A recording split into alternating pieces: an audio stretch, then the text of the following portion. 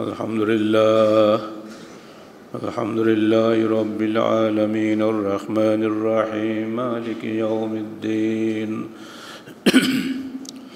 يا أيها الذين آمنوا اتقوا الله حق تقاته ولا تموتن إلا وأنتم مسلمون يا أيها الناس اتقوا ربكم الذي خلقكم من نفس واحدة وخلق منها زوجها وبث منهما رجالا كثيرا ونساء واتقوا الله الذي تساءلون به والأرحام إن الله كان عليكم رقيبا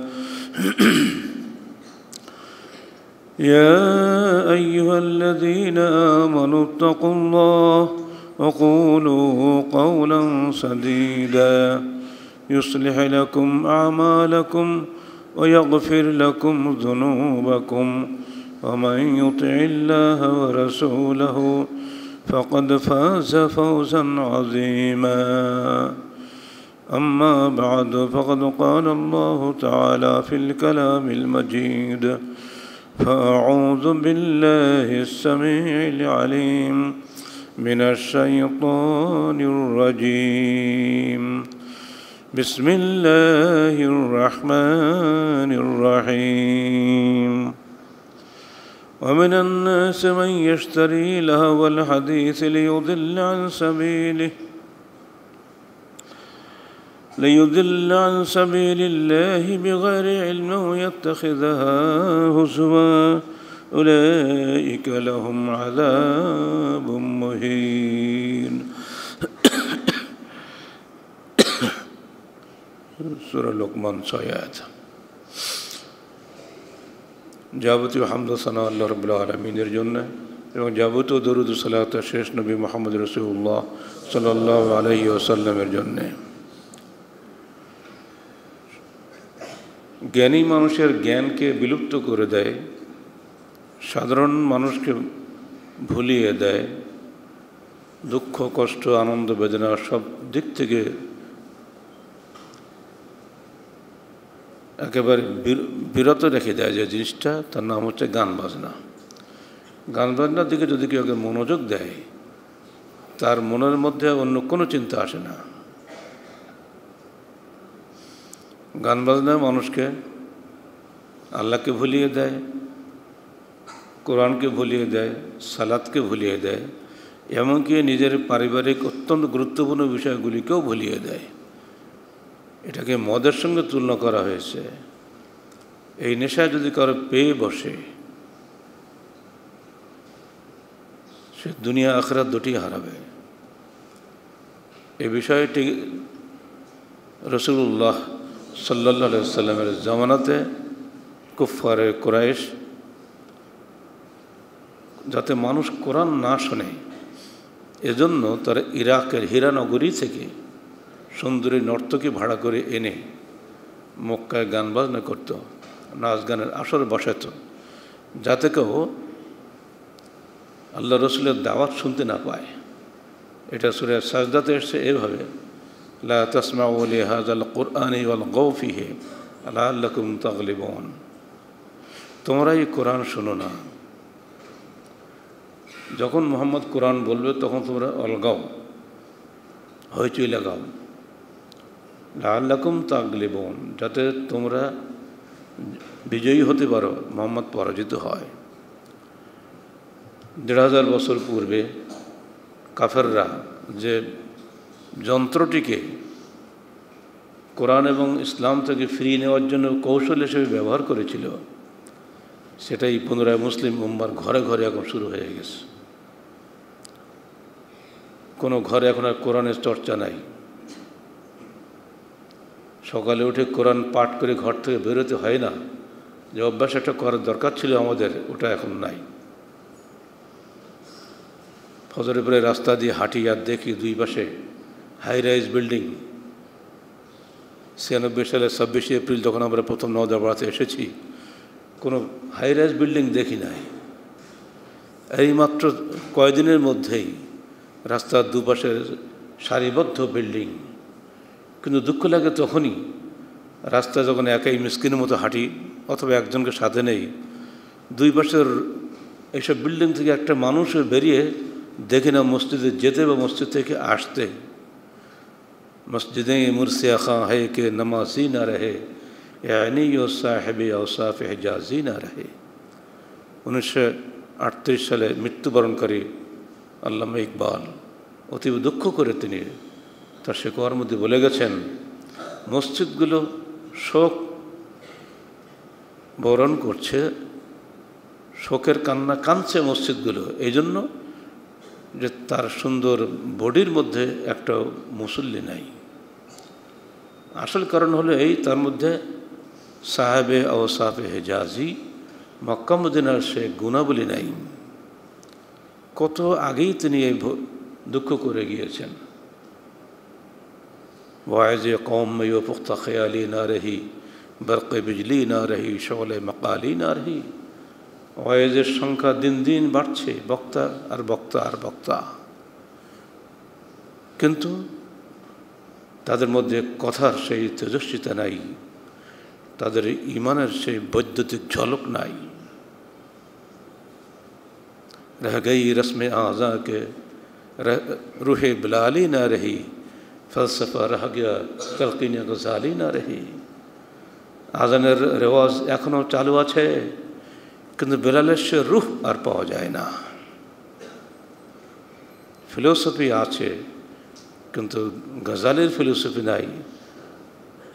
যত বাজে জিনিসের যুক্তি তর্ক দিয়ে তারা ফিলোসফি পড়ায়, বিশ্ববিদ্যালয়ে দর্শন শাস্ত্রের ক্লাস হয়, প্রফেসর হয়, অথচ কোরআন জানে না, হাদিসের দর্শন বুঝে না, ইসলামী আকিদা জানে না। এ কি আমাদের কথা? আমরা খালি উর্দুটা অনুবাদ করলাম। বহু পূর্বে আল্লামা ইকবাল এ দুঃখ করে দুনিয়াতে বিদায় হয়ে গেছেন।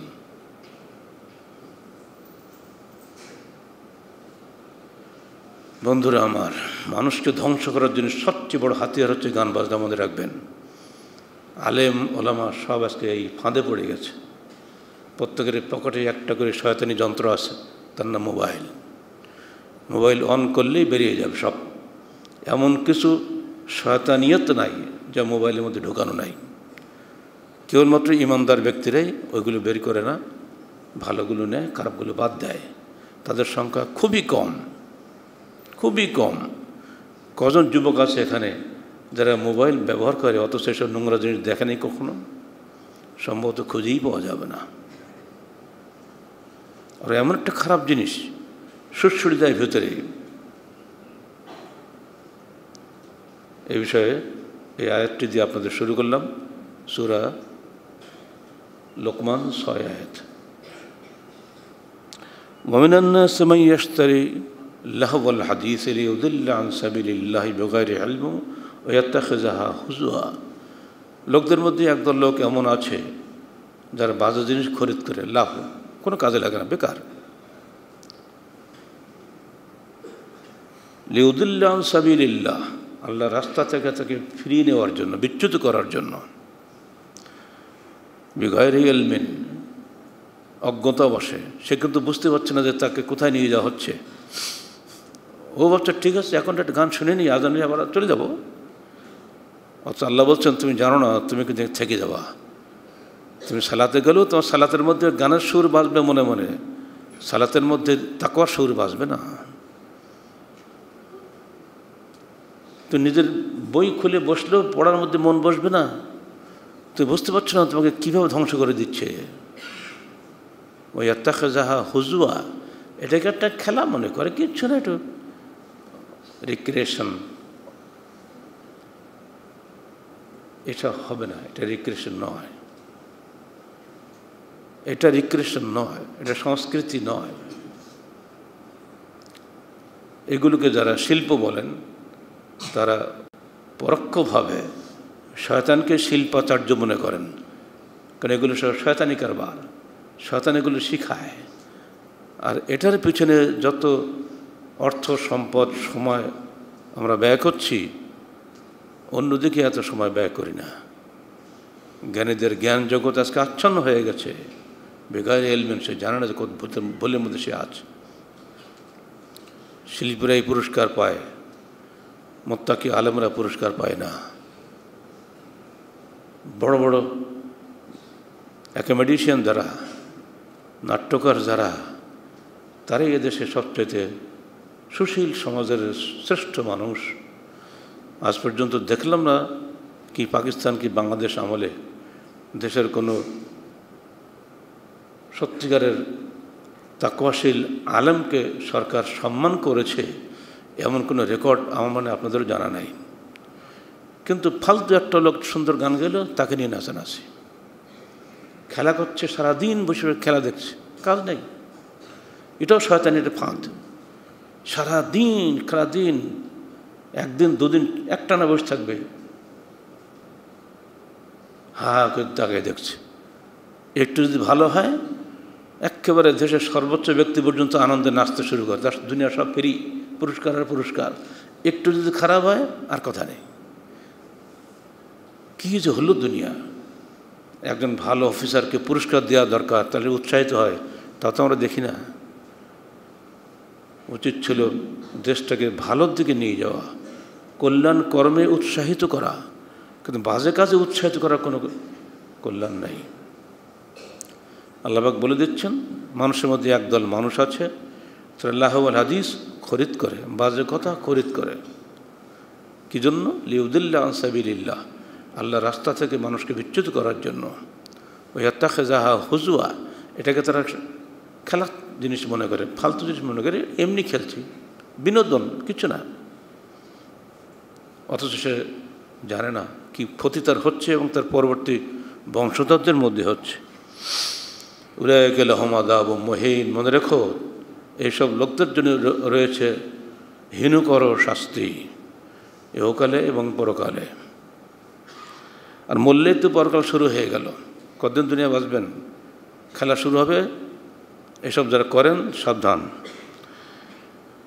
লাহওয়াল হাদিস বলতে রাইসুল মুফাসসিরিন আব্দুল্লাহ ইবনে আব্বাস রাদিয়াল্লাহু আনহু তিনি বলছেন, হুয়াল গিনা, গান।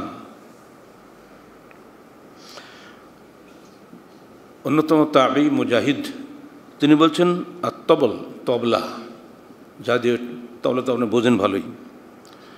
হাসান আল বসরি বলছেন এই আয়াতটি নাজিল হয়েছে গান বাজনার বিরুদ্ধে, ফিল গিনা ওয়াল মাজামির।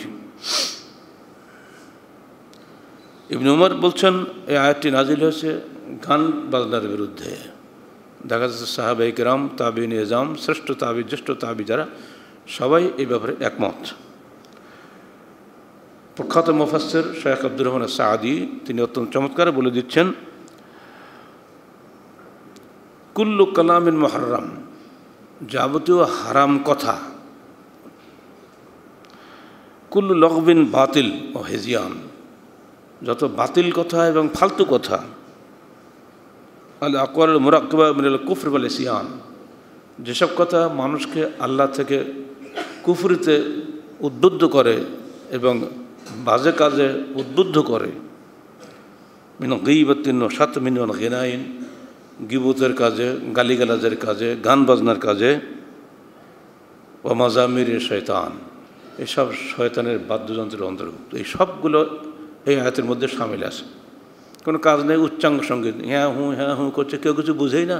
ওরে বাপরে, বাংলাদেশের শ্রেষ্ঠ সঙ্গীতকার, পত্রিকা হেডলাইন হচ্ছে, টুন টুন টুন টুন বাজাতেই আছে। কী যে ওর অর্থ, কী যে মর্ম, ও তো মানুষই বুঝবে না, উনি বোঝে, যিনি বাজাচ্ছেন তিনি ভালো বোঝে। শয়তানিটা বুঝে। সবগুলোর এক কথায় শেষ, লাহওয়াল হাদিস।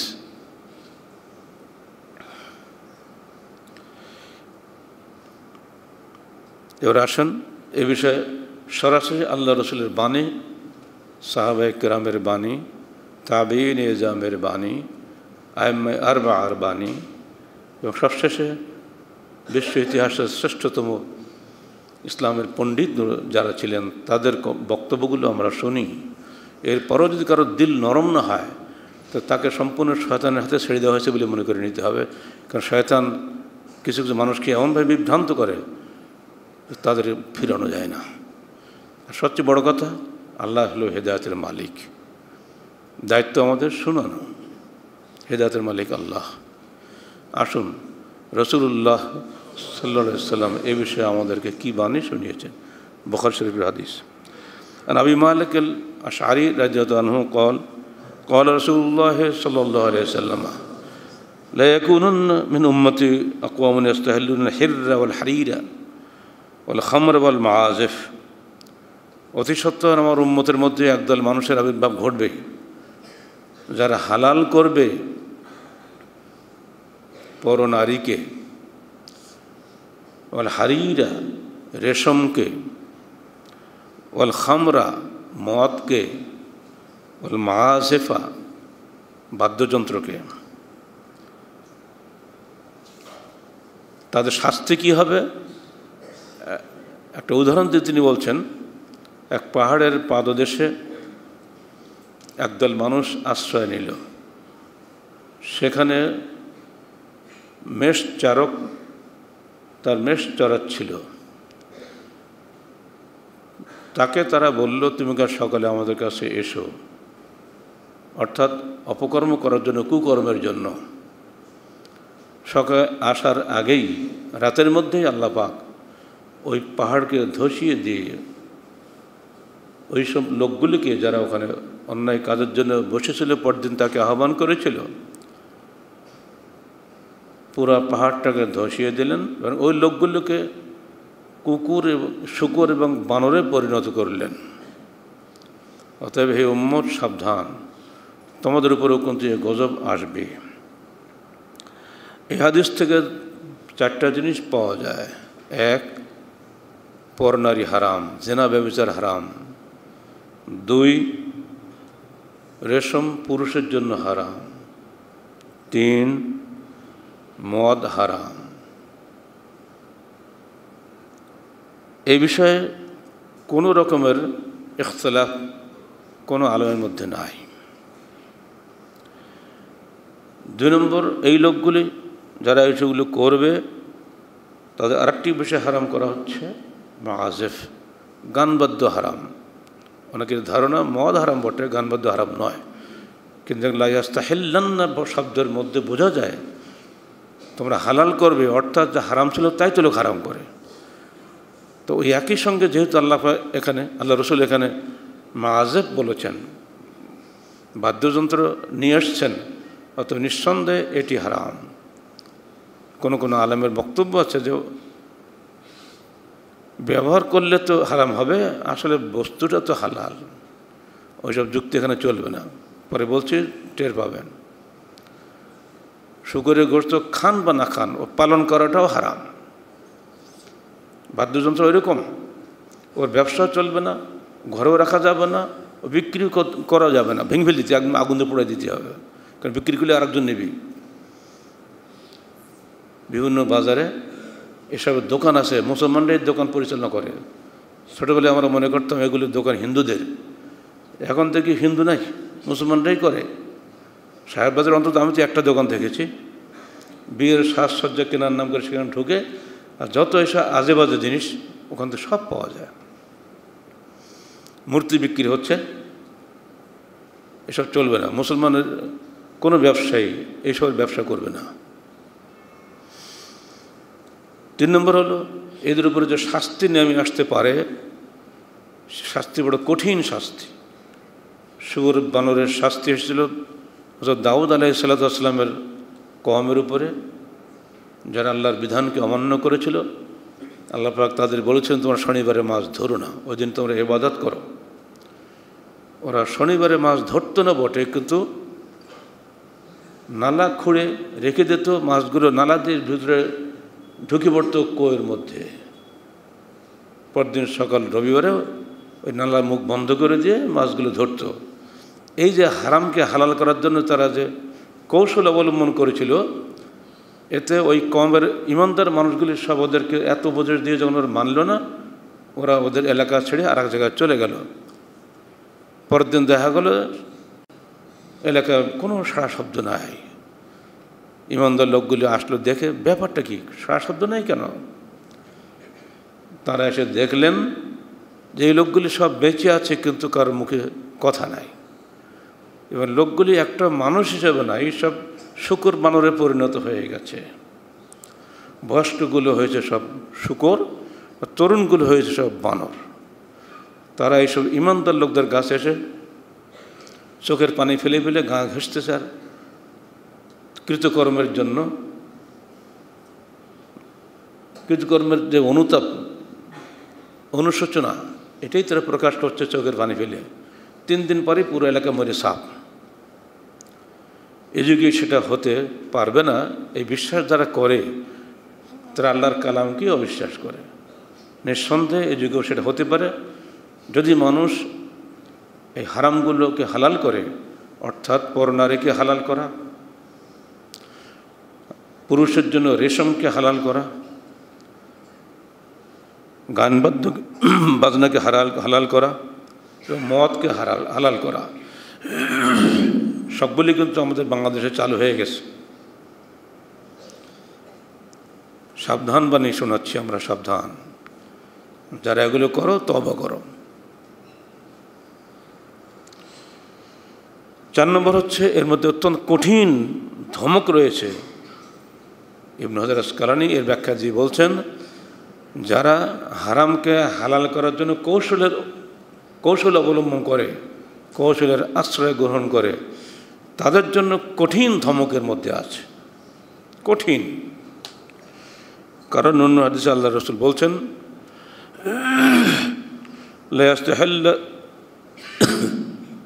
কওমুম মিন উম্মতি ইউসাম্মুনা আল খামরা বিগাইরি ইসমিহা, আমার উম্মতের একটা দল সত্তর এমন বের হবে যারা মদ্যপান করবে অন্য নামে, মদের নামে মদ খাবে না। সেটাকে আসেনি মনে করেন? বিভিন্ন যুগে নাম পরিবর্তন করে করে আমরা এগুলো করছি, কোনো লাভ হবে না। যখন এটা খুব বেশি বাড়বে, এমন গজব হবে যে যিনি এটা করেন তিনি তো ধ্বংস হবেন, সঙ্গে সঙ্গে ভালো মানুষগুলো ধ্বংস হবে। অতএব যারা আমরা ভালো মানুষ আছি, আমাদের কর্তব্য এই বিষয়ে সাবধান হওয়া, তাদেরকে বিরত রাখার জন্য চেষ্টা করা।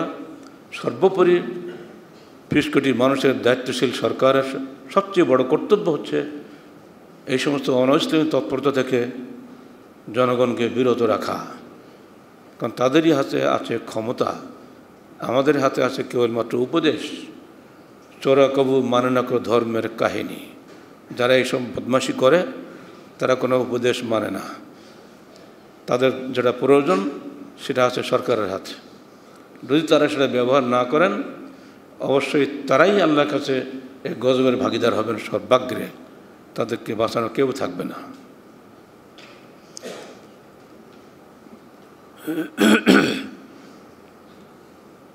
وعن أنس قال قال رسول الله صلى الله عليه وسلم صوتان ملعونان صوت مزبار من نعمة وصوت ويل عند مصيبة। রাসূলুল্লাহ সাল্লাল্লাহু আলাইহি ওয়াসাল্লাম ইরশাদ করেন, দুটি আওয়াজ রয়েছে অভিশপ্ত। একটি আওয়াজ হলো খুশির সময় গান বাজনা করা, গান বাজনার আওয়াজ। আর একটি আওয়াজ হলো বিপদে পড়ে হায় হায় করার, দুঃখ বেদনা প্রকাশ করার আওয়াজ। এই দুটি আওয়াজ হচ্ছে সবচেয়ে অভিশপ্ত। খুশি হয়েছেন, সাংস্কৃতিক অনুষ্ঠান হবে, জ্ঞানীরা বক্তব্য রাখলেন, বক্তব্য শেষ, এবার কি হবে? সাংস্কৃতিক অনুষ্ঠান। সাংস্কৃতিক অনুষ্ঠান মানেই হলো গান বাজনা। গান বাজনা ছাড়া সাংস্কৃতিক অনুষ্ঠান আছে, এটা বাংলাদেশে আছে কিনা সন্দেহ। পত্রপত্রিকা দেখি, যত বেশি গান বাজনা তত বেশি সুন্দর উপভোগ, আর যত বাজে মেয়ে নাচানাচি করবে সে আরও ভালো। এখন বাংলাদেশে মেয়ে দিয়ে কি আমাদের নেতারা খুশি নন? এখন বিদেশ থেকে মেয়ে নিয়ে আসতেছে, ঠিক সেই মক্কার কুরাইশ নেতাদের মতো যারা ইরাক থেকে মহিলা ভাড়া করে নিয়ে আসতো। এখন সেটাই হচ্ছে পার্শ্ববর্তী রাষ্ট্র থেকে এনে আমাদের ঢাকা গরম করা হচ্ছে। হচ্ছেটা কি দেশ?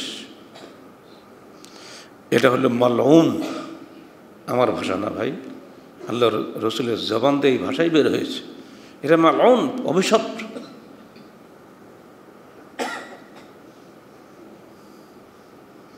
وعن أنس قال قال رسول الله صلى الله عليه وسلم لا يكونن في هذه الأمة خسف وقذف ومسخ।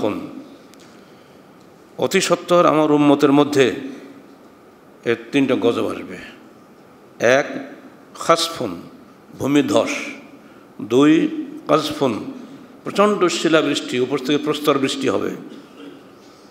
তিন, মাসখুন, চেহারা বিকৃতি, মানুষ পশু হয়ে যাবে, বানর হবে, যেটা একটু আগে বললাম। ওয়াযালিকা ইযা শরিবুল খামরা ওয়াত্তাখাযুল কায়নাত। এটা কখন হবে? যখন আমার উম্মত মদে অভ্যস্ত হয়ে যাবে। ওয়াত্তাখাযুল কায়নাত, নর্তকী গ্রহণ করবে, ঘরে ঘরে নর্তকী, স্কুল কলেজে নাচ গান শেখানো শুরু হয়ে যাবে, গেছে প্রায় কোনো কোনো জায়গায়। ওয়াযরাবু বিল মাআজিফ, বাদ্যযন্ত্র সব জায়গায় চলবে, এটারও প্রশিক্ষণ শুরু হয়ে গেছে।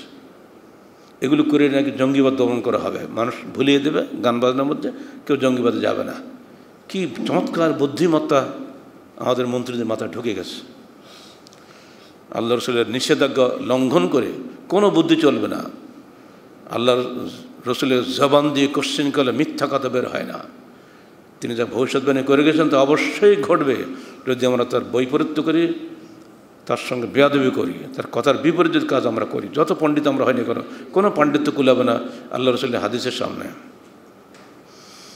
আবারও মনে করে দিই, আনাস থেকে বর্ণিত হাদিসটি রাসূলুল্লাহ সাল্লাল্লাহু আলাইহি ওয়াসাল্লাম বলছেন, আমার উম্মতের মধ্যে অতি সত্তর তিনটা গজব চলে আসবে। একটা গজব হলে এই ভূমিধস। আজকে যে বাংলাদেশের লোহার খনি আবিষ্কার হয়েছে, আপনারা ভালো করে রিপোর্টটা পড়ে দেখেছেন? সেখানে বলা হয়েছে বহু পূর্বে এই বাংলাদেশের পুরা ভূমিটাই ছিল সাগরের উপরে। সেই সাগর থেকে উত্থিত হওয়ার পরে এখন বাংলাদেশের মাটির তলে সেই সময় তৈরি করা লোহাগুলো এখন বের হচ্ছে। বোঝা গেল আমরা একসময় সাগরের মধ্যে ছিলাম। আজকে যে নিউজিল্যান্ডে খেলা হচ্ছে, এই নিউজিল্যান্ড কোনো কালে উপমহাদেশ ছিল না, এটা কোনো মহাদেশ ছিল না, এটা ছিল বৃহৎ এক সাগরের অংশ। আজকে বাংলাদেশের যে ভোলা উপজেলা দেখা যাচ্ছে, এই ভোলা মুন্সিগঞ্জ, এটা কখন এই মাটি ছিল না, ধলেশ্বরী নদীর মধ্যে সব ছিল। আল্লাহ পাকের ইচ্ছাতে এখানেই মাটি উপরে উঠে গেছে, নদী আলাদা দুটো ভাগ হয়ে গেছে, ফলে এখন সেখানে আমাদের একটা জেলা, মুন্সিগঞ্জ জেলা, যেখানে আমাদের সাবেক প্রেসিডেন্টের বাড়ি হয়ে গেল। এই ভূমি ধস আল্লাহর হাতে, ভূমিকে উঠানো আল্লাহর হাতে, মহাদেশ সৃষ্টি করা আল্লাহর হাতে, মহাসাগর সৃষ্টি করাও আল্লাহর হাতে। কখন হবে বলে দিচ্ছেন আল্লাহ পাক পরিষ্কার। যে এলাকার মাটির মানুষ আল্লাহ দ্রোহিতা অবলম্বন করবে বেশি, সেই মাটিকে আর রাখা হবে না, একদম ধসিয়ে দেওয়া হবে, মানুষ শুদ্ধ শেষ হয়ে যাবে। অথবা তাদের উপরে প্রস্তর বৃষ্টির মাধ্যমে তাদেরকে সাবধান করা হবে। কিছুদিন আগে হয়ে গেল না, এত বড় বড় পাথর পড়েছে, যদি মাথা কারা পড়তো কারা থাকতো না, মানে একদিন পড়ে না কেন, এখন পড়ছে কেন এগুলা? অমনি করে রূপান্তর ঘটে যায়, মানুষের চেহারা পরিবর্তন হয়ে যাবে যদি মানুষ সাবধান না হয় তিনটি কাজ থেকে: মদ, নর্তকী, বাদ্যযন্ত্র। সাবধান। আর ইবনে আব্বাস রাদিয়াল্লাহু আনহু قال قال رسول الله صلى الله عليه وسلم ان الله حرم على امتي الخمر والميسر والمئزر والكوبة والقنين رواه البيهقي واسناد صحيح। আল্লাহ পাক আমার উম্মতের উপরে হারাম করেছেন মদ, জুয়া,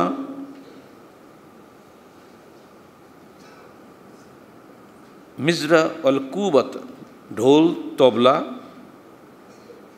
আর ওটা কিন্নিন, সেতার, আর কথায় বাদ্যযন্ত্র। কত ধরনের যে বেরোয়েছে, সেই জমানায় আল্লাহ রাসূল এগুলোর নাম জানতেন। এই জমানা তো আপনারা আরও বেশি চালাক হয়ে গেছেন, কত যে কী বেরোয়েছে এগুলো কে খবর রাখে। এক কথায় সকল ধরনের বাদ্যযন্ত্র আল্লাহ পাক আমার উম্মতের উপরে হারাম করেছেন। আমরা যদি আমাদের নবীর উম্মত হয়ে থাকি, অবশ্যই আমাদেরকে এগুলো মেনে চলতে হবে। জুয়াটা ওখানে এসে গেল এই হাদিসটার মধ্যে, যারা হাউজি খেলেন, জুয়া খেলেন, সাবধান, তওবা করেন। একেবারে অনুমতি নিয়ে প্রশাসনের নাকের ডগা এগুলো হচ্ছে, বহুদিন থেকে দেখছি না কেন হচ্ছে। এগুলো চলবে না। যুবকদের চরিত্র ধ্বংস করার জন্য,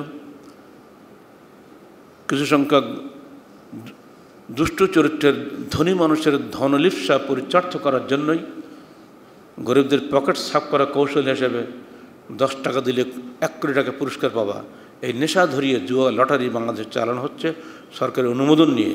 অথচ এই সমস্ত অনুমোদনগুলো শয়তানি অনুমোদন, আদৌ এই অনুমোদন দেওয়া সঠিক নয়। হাদিস গলাইগুলি। এবার আসেন সাহাবীদের কথা বলি।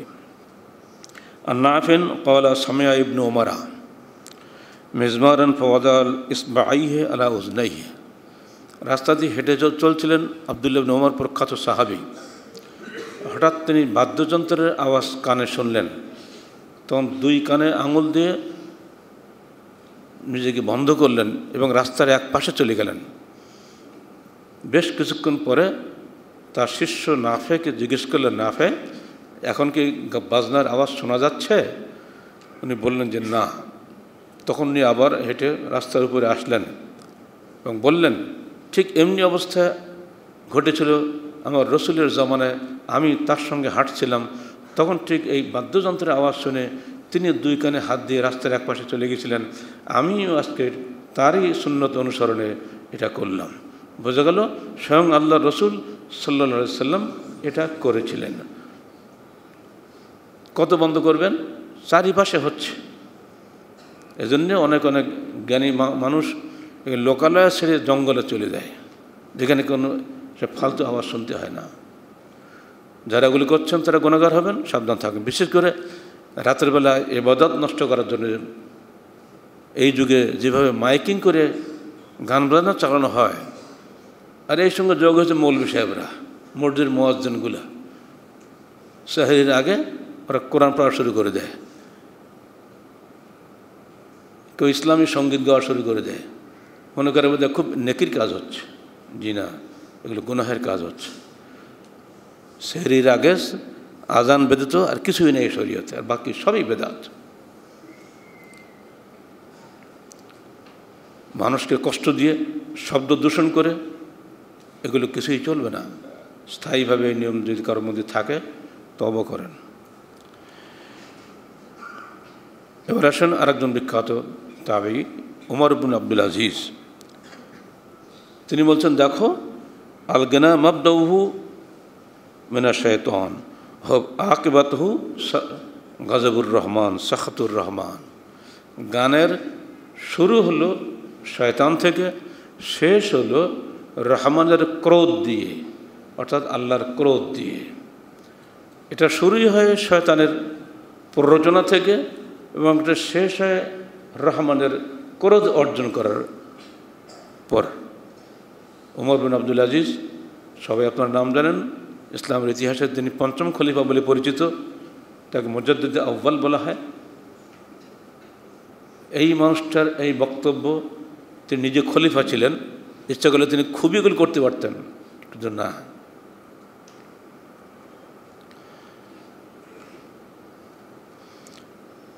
খ্যাতনামা মুহাদ্দিস ইবনুস সালাহ তিনি বলছেন, শুনে রাখো হে পাঠক, উম্মতের ইজমা রয়েছে গানবাদ্য হারামের বিষয়ে, এটাতে কারোর কোনো আপত্তি নাই, কোনো মতভেদ নাই।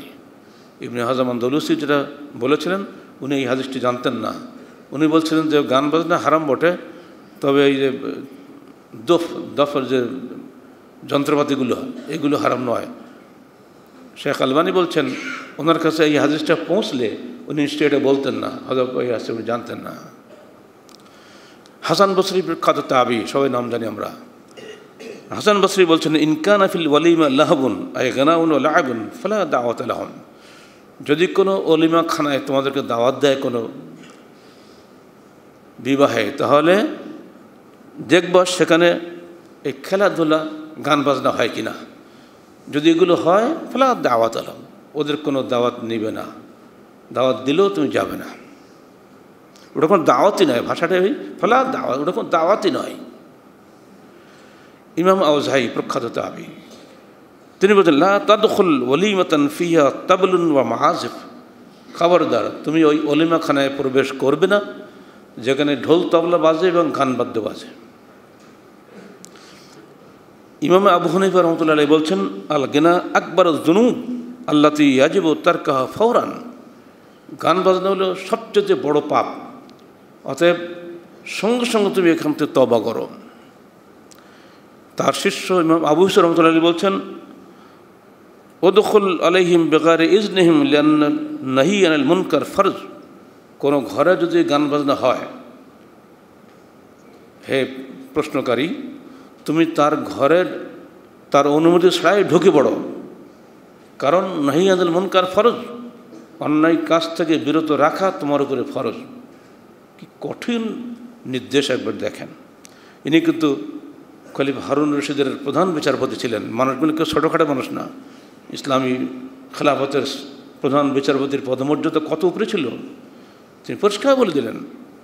হানাফি মযহাবের বলা যেতে পারে খুঁটি, যদি কোনো ঘরে গান বাজনা হয় তুমি তার ঘরে ঢুকে পড়ো, কোনো অনুমতি প্রয়োজন নাই, যে বন্ধ করে দাও।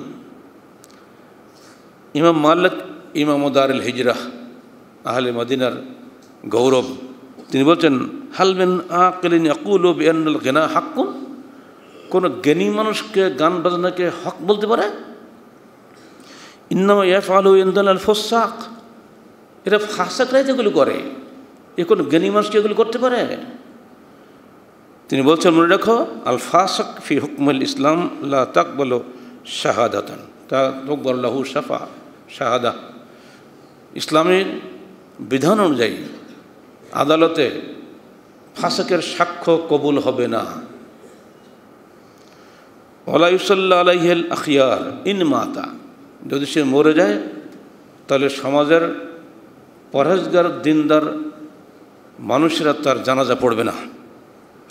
বলে ইউসাল্লি আলাইহি গুগাউন নাস ওয়া আম্মাতুহুম, এবং তার উপরে সালাত আদায় করবে জানাজার গুগাউন নাস, মানে এলাকার সবচেয়ে নিকৃষ্ট লোকেরা এবং সাধারণ লোকেরা, কোনো আলেম ওলামা আখিয়ার যাদেরকে বলা হয় তারা তার জানাজা হাজির হবে না। এটাই হলো ফাসেক। আর এরাই গান বাজনাগুলো করে, কোনো জ্ঞানী মানুষের গান বাজনা করতে পারে? কে বলছেন? ইমাম মালিক রাহমাতুল্লাহ আলাইহি, যে চারজন বিখ্যাত ইমামের নামে চারটে মযহাব, তার মধ্যে উনি একজন।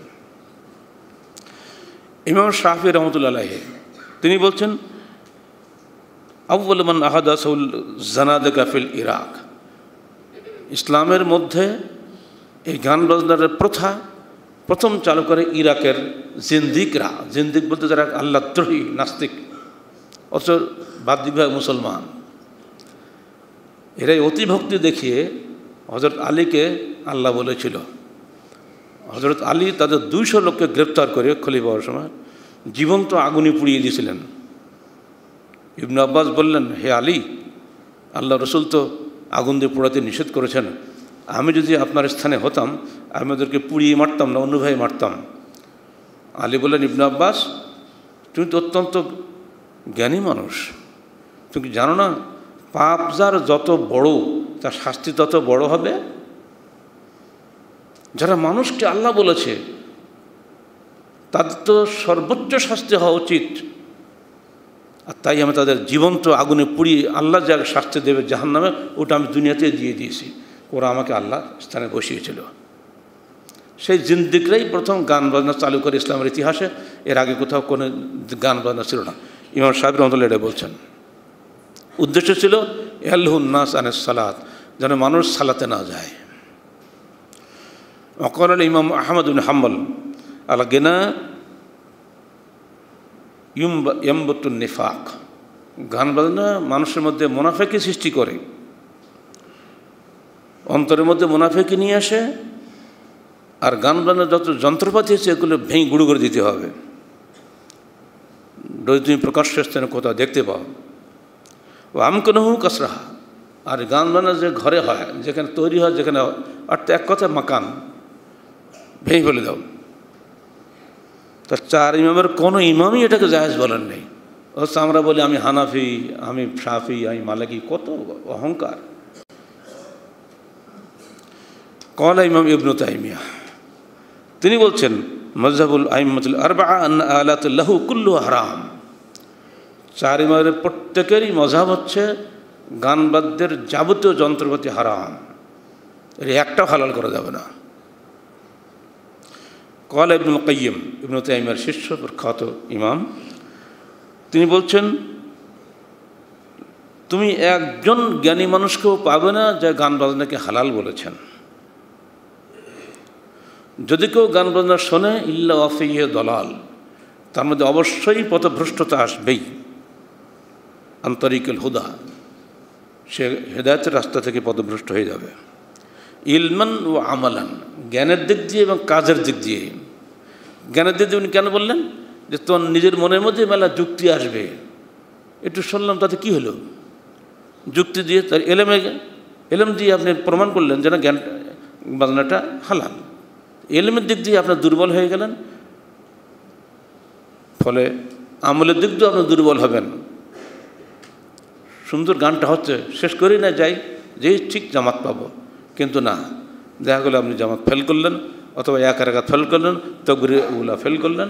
আপনার কারণ কিন্তু ওইটাই, আর সালাতে দাঁড়ালেও আর মন বসবে না, মনটা খালি মনে মনে সুন্দর গানের আওয়াজটাই কানের মধ্যে ভাসবে। অতএব সাবধান। বহু আগে হাফিজুল মুকাইয়িম এগুলো আমাদের সাবধান করে গিয়েছেন। তুমি বলছেন দেখো, এর মাধ্যমে তুমি কোরআন থেকে বিরত হবে, এর মাধ্যমে তুমি সালাত থেকে বিরত হবে। সবচেয়ে বড় কথা হবে যে তুমি এর মাধ্যমে শিরক ও শয়তান, তুমি শয়তানের সঙ্গে শরিক হবে।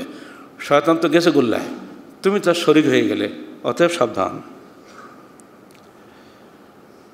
ক্বালা শায়খ বিন বাজ, সর্বশেষ আসেন সৌদি আরবের গ্র্যান্ড মুফতি শায়খ বিন বাজ কি বলছেন, ইন্না তাজবিদ আল ইজআ বিল আগানি ওয়াত তারব ওয়া আলাতুল মালাহি ফাসাদুন ওয়া হারামুন বিইজমা'in। রেডিওতে যেভাবে গান বাজনা বাজানো হয়, এগুলো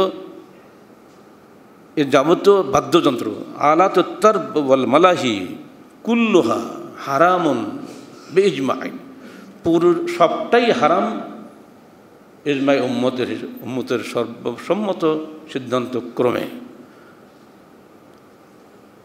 তাহলে যাবেন কোথায়? এখন যদি তার ফতোয়া শুনে সে দেশের কর্তৃপক্ষ গান বাজনা রেডিও থেকে অফ করে দেন, তো সমস্ত নেকি ওই মুফতি সাহেবই পাবেন এবং সে দেশের কর্তৃপক্ষ পাবেন। এই ধরনের মুফতি যদি বাংলাদেশে থাকতো, হয়তো বা আমাদের কিছুটা কল্যাণ হতো। যারা আদৌ তোয়াক্কা করেন নাই, বিশ্ব কি বলবে, লোকে কি ভাববে, রক্ষণশীল বলবে, কত গালিগালাজ করবে, কোনো গালিগালাজ তোয়াক্কা আমরা করি না। কারণ আমাকে মরতে হবে, নিশ্চিত আমাকে কবরে যেতে হবে, সেখানে অবশ্যই আমাকে মুনকার নাকিরের সম্মুখীন হতে হবে, সেখানেই আমাকে আল্লাহর মোকাবেলা করতে হবে। এই সমস্ত আমল নিয়ে যদি আমি কবরে ঢুকে পড়ি, সেখানে আমাকে সাহায্য করার কেউ থাকবে না। এই জন্য আল্লাহ পাক তার রসুলকে সান্ত্বনা দিচ্ছেন, যে যুগে এই আয়াত এবং হাদিসগুলো আসতেছে সে যুগ তো আসছে না, সে তো ১,৫০০ বছর পূর্বে। আল্লাহ রসুলকে সান্ত্বনা দেওয়ার কেউ ছিল না, তাই আল্লাহ পাক তাকে সান্ত্বনা দিচ্ছেন। দেখো, হাসবুকাল্লাহ ওয়া মান ইত্তাবা'আকা মিনাল মুমিনিন, তোমার জন্য আল্লাহ যথেষ্ট এবং তোমার অনুসারী মুমিনগণ যথেষ্ট। ইন্নাল্লাহ ওয়াল মালায়েকা ওয়া সালিহুল মুমিনিন ফাইন্না মাওলাহু ইন্নাল্লাহা মাওলাহু ওয়া জিবরিল ওয়া সালিহুল মুমিনিন। মনে রেখে দিও হে অবিশ্বাসী কাফের মুশরিকরা, আল্লাহ আমার রসুলের মাওলা, বন্ধু, অভিভাবক, এবং জিবরিল তার সাহায্যকারী, এবং সালেহুল মুমিনিন সৎকর্মশীল ইমানদারগণ তার সাহায্যকারী। এই আয়াত দিয়ে আল্লাহ পাক তার রসুলকে সান্ত্বনা দিয়েছিলেন। এই আয়াত কি আমাদের মতো সত্যসেবী, সত্য সন্ধানী মুমিনদের জন্য যথেষ্ট নয়? কেউ যদি আপনাকে সাহায্য না করে, আপনি একাই আল্লাহ এবং তার রসুলের বিধান মেনে চলুন। কে কি বলল না বলল দেখার তো কোনো প্রয়োজন নাই। এটা আমাদের জীবনের জন্য, পরকালীন জীবনের জন্য যেটা কল্যাণকর হবে, সেটা আমাদের করতেই হবে। না করলে আমরাই গুনাহগার হব। সন্তানের দোহাই দিয়ে, নাতিপুতির দোহাই দিয়ে এসব কাজে করা যাবে না। ওরা রাগ করবে, কাঁদবে, তবেই ভালো। মাঝে মধ্যে আমাদের কাছে ফতোয়া আসে যে ছেলেপিলেকে বাঁচানোর জন্য বাদ দিয়ে একটা টিভি কিনেছি, কারণ লোকের বাড়ি চলে যায়, কথা মানে না। বাড়িতে রাখার জন্য বাদ দিয়ে ঘরে একটা টিভি কিনেছি। এরকম যে কত লোক প্রশ্ন করলো এ পর্যন্ত। মানে হ্যাঁ, অন্যের বাড়ি যায় বলে নিজের বাড়িতে শয়তানের বাক্সটা নিয়ে আসলেন। কত চমৎকার বুদ্ধি আপনার, যাতে লোকের বাড়ি যে না দেখে। এসব ব্যাপারে কোনোরূপ নমনীয়তা চলবে না। আপনি নিজে যদি যত যুক্তি দেন, ওই ইলমান ও আমালান ইবনে কাইয়িম যেটা বলে দিয়েছেন, যখন তুমি এর মধ্যে ঢুকবে তোমার এলেম নষ্ট হয়ে যাবে। তুমি নিজের এলেম দিয়ে যুক্তি দেবে, হ্যাঁ এটা দরকার আছে, শুধু খবরটা শুনবো, আর কিছু শুনবো না। কিন্তু খবরের মধ্যে যে কত বেখবর জিনিস দেখানো হয়, যত নগ্ন নারীর ছবি দেখানো হয়, যারা দেখে তারাই বলে, আমাদের সঙ্গে তাই বলছে, কিন্তু আমরা তো দেখি নাই। এমন একটা অনুষ্ঠান নেই যেখানে নোংরা ছবি তারা দেখাবে না, এটাই তাদের চরিত্র। যারা এসব অনুষ্ঠান পরিচালনা করে, কারণ তারা ভালো করে জানে মানুষ ভালো কথা শুনতে চায় না, ওই নোংরা ছবি দেখতে চায়। যারা ডিস্কো গান শোনে, হলপ করে বলতে পারবেন কেউ গানের অর্থ বুঝে? যারা হিন্দি গান শোনে, একটা বর্ণ ওরা বোঝে কিনা সন্দেহ, কিন্তু পাগলের মতো হা আগে শুনছে। যারা ড্রামবাজি করে, সারা রাস্তা কাঁপিয়ে নিয়ে চলে যাচ্ছে, মিনিট ট্র্যাকের উপরে ড্রাম রেখে, কতগুলো ল্যাংটা ছেলে দিন দিন করে নাচতেছে, কত নিয়ে ওর খুশি। ঈদের পবিত্র দিন অপবিত্র করছে এই সমস্ত নোংরা ড্রামবাজি আর ক্যাসেটবাজি। বিভিন্ন অনুষ্ঠান হচ্ছে, মানুষজনের কোনো হৃদয়ের আকুতি নাই। বিল্ডিংয়ের মতো মাইকের হর্ন খাড়া করে দিয়ে, নিচে ক্যাসেট চালু করে দিয়ে বাড়ি যেয়ে ঘুমালাম, রিপোর্ট দিলাম, হ্যাঁ আমরা পালন করেছি। এগুলো কি? নিজের ক্ষতি, জনগণের ক্ষতি, বিশেষ করে আগামীদের যারা আমাদের ভবিষ্যৎ তরুণদের ক্ষতি হচ্ছে। এটা আমাদের সার্বিক সমাজ বিধ্বংসের একটা হাতিয়ারে পরিণত হয়ে গেছে। অতএব গান বাজনা থেকে সাবধান। এর দুটো বিষয় রয়েছে, একটা হলো শোনা, একটা হলো দেখা। শোনাটা তো হারাম শুনলেন, আল্লাহ নবী জামানা ভাই দেখার কোনো ব্যবস্থা ছিল না সামনাসামনি ছাড়া। আর এখন আর কোথাও যাওয়া লাগে না, টেলিভিশন, মোবাইল, ল্যাপটপের বদৌলতে ঘরে বসে আপনি জাহান্নাম তৈরি করতে পারেন। হেন কোনো অপকর্ম নাই যা ওখানে পাওয়া যায় না, সবগুলো ঘরে বসে এখন সম্ভব। যারা এগুলো করছে সেই সমস্ত ব্যক্তিরা তো এক নম্বরের জাহান্নামী। আর আমরা যারা এগুলো খরিদ করে কিনছি তারা কিন্তু এই আয়াতের মিসদাক, সূরা লোকমানের 6 আয়াতের,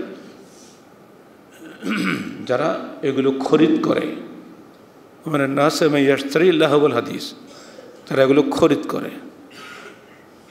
এই বিষয়টি মনে রাখা ভালো। খরিদ করছি আমি, গুনাহ তো আমার অবশ্যই হবে।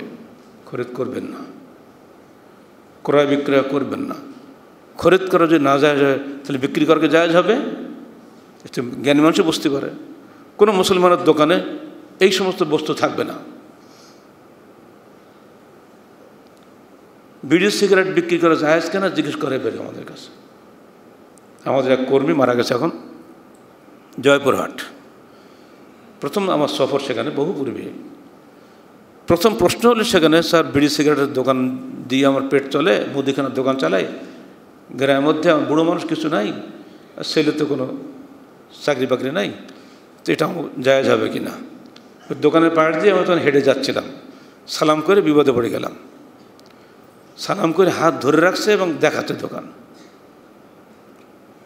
ওই সময় ওই পরিবেশে বুড়ো মানুষের বয়স প্রায় 80-র উপরে, তাকে কর্মহীন করার ফতোয়া দেওয়াটা কি কঠিন ব্যাপার না? বিবেকে লাগছে। আমি বললাম এগুলো হারাম। স্যার আপনি দাঁড়ান। দাঁড়ালাম, নিজ হাতে বিড়ির প্যাকেটগুলো, সিগারেট এগুলো একদম ছুটে রাস্তায় ফেলে দিল। বলে এই আমি তওবা করলাম, আল্লাহ রুজির মালিক। আমি তাকে দোয়া করলাম, আল্লাহকে পাকের মেহেরবানি 1-2 বছরের মধ্যে সে পাকা বাড়ির মালিক হয়ে গেল। কীভাবে হলো আল্লাহই ভালো জানে। একটু আলহামদুলিল্লাহ বলেন। কারণ আল্লাহ দেখেছে সে হারামকে কিভাবে ফেলে দিল। আল্লাহর দায়িত্ব হয়ে গেল তার রুজির ব্যবস্থা করা। সারা জীবন মুদিখানার ব্যবসা করেও ওই কুড়ি ঘরেই সে বসে আছে।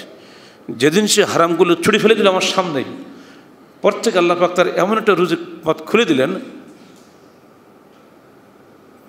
তার ছেলের সেই পাকা বাড়িতে পরে আমি একসময় গিয়েছিলাম কয়েক বছর পরে।